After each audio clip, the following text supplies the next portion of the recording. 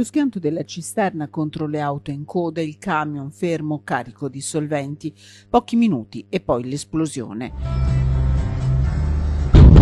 6 agosto 2018, ore 13:50, A14 Borgo Panigale, lungo il raccordo autostradale di Casalecchio.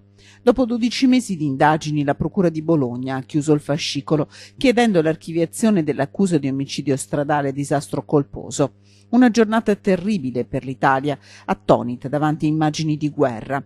Nel rogo 2 i morti. Il primo, Andrea Anzolin, 42 anni, autista vicentino della Loro di Lonigo, azienda specializzata nel trasporto di merci infiammabili.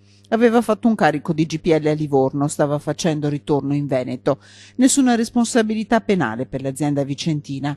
L'autista, persona corretta ed esperta, era in regola con i documenti, come in regola era la cisterna. Andrea Anzolina aveva fatto le soste previste e al momento dello schianto non stava usando un telefono.